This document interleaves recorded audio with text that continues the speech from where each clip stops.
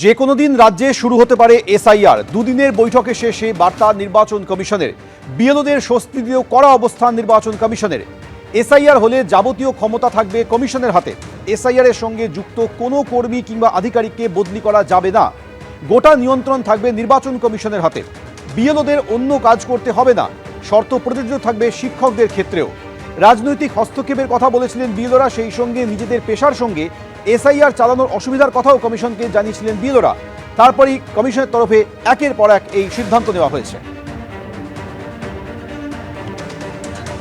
যে কোনো দিন রাজ্যে এসআইআর চালু হতে পারে। আপনারা জানেন যে গতকাল এবং আগের দিন, এই দুদিন দিল্লিতে গুরুত্বপূর্ণ বৈঠক করেছেন নির্বাচন কমিশনের আধিকারিকরা সমস্ত রাজ্যের মুখ্য নির্বাচনী আধিকারিকদের নিয়ে। সেই বৈঠকের মাঝেই প্রশ্ন উঠেছিল যে তাহলে পশ্চিমবঙ্গে কি খুব শীঘ্রই এসআইআর চালু হবে। এবার কমিশন সূত্রে জানা যাচ্ছে যে কোনো দিন রাজ্যে এসআইআর চালু হতে পারে। সরাসরি কথা বলবো, আমাদের প্রতিনিধি রুমা পাল রয়েছেন আমাদের সঙ্গে, বিস্তারিত বলবেন। রুমা। দেখো, দুদিনের বৈঠক শেষ হয়েছে কালকেই নির্বাচন কমিশনের, এবং নির্বাচন কমিশনের বার্তা যে কোনো দিন কিন্তু এসআইআর ঘোষণা হবে, এবং সে কারণেই কিন্তু এই ছুটির মধ্যেও কিন্তু সিইও দপ্তরে অবশ্যই তৎপরতা তুঙ্গে। অন্যদিকে আরও একটা বিষয় বলে রাখি যে নির্বাচন কমিশন এবার অনেকটাই কিন্তু স্বস্তি দিচ্ছে বিএলওদের কিন্তু একটা বিষয় ছিল যে তারা কিন্তু নিজেদের কাজ সহ, অর্থাৎ যারা শিক্ষক ছিলেন তাদের শিক্ষকতা সহ বিভিন্ন তাদের কিন্তু এসআইআর কাজে যুক্ত হচ্ছিল।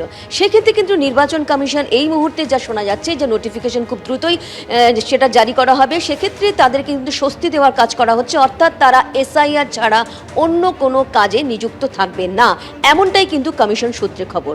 বিএলওরা তাদের এসআইআর কাজ ছাড়া অন্য কাজে নিযুক্ত থাকবে না, এমনটাই কিন্তু কমিশন সূত্রে খবর।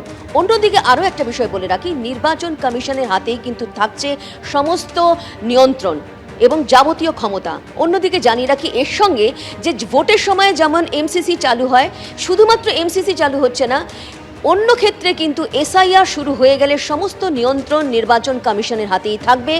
তখন নির্বাচন কমিশনের সঙ্গে যুক্ত, নির্বাচনের কাজের সঙ্গে যুক্ত কোনো কর্মী বা আধিকারিক, যারা সরকারি কর্মী বা আধিকারিক, তাদেরকে কিন্তু কোনোভাবেই বদলি করা যাবে না, এমনটাই কিন্তু কমিশন সূত্রে খবর। অন্যদিকে জানিয়ে রাখি এই মর্মে কিন্তু দুটি নোটিফিকেশন জারি হবে এবং দ্রুতই জারি হবে।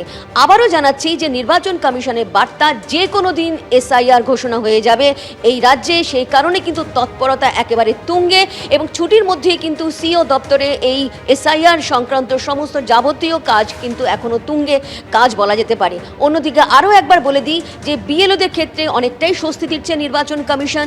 বিএলওদের নিজেদের কাজ অবশ্যই করতে হবে না, কারণ তাদের এসআইআর এর সঙ্গে তারা কাজে যুক্ত থাকবে, অর্থাৎ এসআইআর কাজ করার সময় তাদের। এখানে রুমা, আমি তোমার কাছে জানতে চাইবো, দুদিন আগেই অন্তত 600 জন বিএলওকে শোকজ করেছিল নির্বাচন কমিশন, কারণ তারা বিএলওর কাজ করতে চাইছিলেন না। তারা একাধিক সমস্যার কথা আধিকারিকদের বলেছিলেন। তারপরেই নির্বাচন কমিশনের এই যে সিদ্ধান্ত, সেই কারণে। দেখো, জানিয়ে রাখি এই যে শোকজ করার বিষয়টা, সেটা কিন্তু পুরো বেশ কিছুদিন ধরেই চলছিল, এবং সেক্ষেত্রে যেটা আমাদের কাছে খবর ছিল যে 600 জনের মতো বিএলও তাদের কাছে কিন্তু এই ধরনের শোকজ গেছিল যে কেন তারা কাজ করতে চাইছেন না। সেক্ষেত্রে কিন্তু ডিসিপ্লিনারি অ্যাকশনের সম্মুখীন হতে হবে। অন্যদিকে এটাও বলা হয়েছিল যদি সদুত্তর না মেলে তাহলে তাদেরকে অবশ্যই যে আইনি যে প্রক্রিয়া রয়েছে সে তার মধ্যে দিয়ে যেতে হতে পারে। এই নিয়ে কিন্তু শোকজ করা হয়েছিল। তার পরবর্তীতে কিন্তু বিএলওদের একাধিক প্রশ্ন ছিল, তাদের যাবতীয় সমস্যা ছিল। সেই সমস্ত কথা, যেমন নির্বাচন কমিশনের ফুল টিম যখন এখানে, বিশেষ টিম যখন এখানে এসেছিল তাদের কাছে যখন তুলে ধরে, এমনকি সিইও যখন একদম বৈঠকে উপস্থিত ছিলেন, কালকে বৈঠকে উপস্থিত ছিলেন, সেক্ষেত্রে কিন্তু পুরো বিষয়টা কিন্তু নির্বাচন কমিশনের সামনে এসেছে। নির্বাচন কমিশন এখনো পর্যন্ত যা জানা যাচ্ছে যে আপাতত কিন্তু এটাই যা নোটিফিকেশন জারি হতে চলেছে যে এসআইআর এর সঙ্গে যারা যুক্ত রয়েছেন তাদের শুধুমাত্র এসআইআর এরই কাজ করবেন, অন্য কাজ তাদের করতে হবে না, অর্থাৎ শিক্ষকতার ক্ষেত্রেও কিন্তু সেটা প্রযোজ্য হবে, এমনটাই কিন্তু কমিশন সূত্রে খবর। অন্যদিকে আরও বিষয় বলে রাখি যে এই সময় নিয়ন্ত্রণ কিন্তু একেবারে নির্বাচন কমিশনের হাতেই থাকবে। ভোটের সময় শুধুমাত্র এমসিসি লাগু হয়, কিন্তু শুধু এমসিসি লাগু হচ্ছে না, কিন্তু সমস্ত নিয়ন্ত্রণ এবং যাবতীয় ক্ষমতা একদম থাকছে নির্বাচন কমিশনের হাতে। সেই জন্য সরকারি কর্মী বা আধিকারিক যারা নির্বাচনের সঙ্গে যুক্ত, নির্বাচনের প্রক্রিয়ার সঙ্গে যুক্ত, অর্থাৎ এসআইআর নির্বাচনের কাজে যে এসআইআর প্রক্রিয়ার সঙ্গে যুক্ত তাদেরকে কিন্তু একেবারেই বদলি করা যাবে না, এই মর্মেও কিন্তু নোটিফিকেশন জারি হতে চলেছে। অর্থাৎ নির্বাচন কমিশন কিন্তু কড়া বার্তাই দিতে যাচ্ছে যে এসআইআর প্রক্রিয়া কিন্তু তারা খুব একদম গ্রাসরুট লেভেল থেকে শুরু করতে চাইছেন, কোনোভাবেই যাতে কোনো বাধা বা কোনো এমন কোনো বিষয় না আসে যাতে কিন্তু বিএলওরা সমস্যায় পড়ছেন বা অন্যরা সমস্যায় পড়ছেন, এরকমটা নয়। খুবই সুষ্ঠু এবং একদম সাবলীলভাবে এই এসআইআর এ কাজ করতে চাইছে নির্বাচন কমিশন। সেই কারণে কিন্তু নির্বাচন কমিশন ইতিমধ্যেই এই বার্তাই দিয়েছে যে কোনো দিন এসআইআর ঘোষণা হয়ে যাবে, সেই মর্মেই কিন্তু সমস্ত তৎপরতা তুঙ্গে রয়েছে এই মুহূর্তে।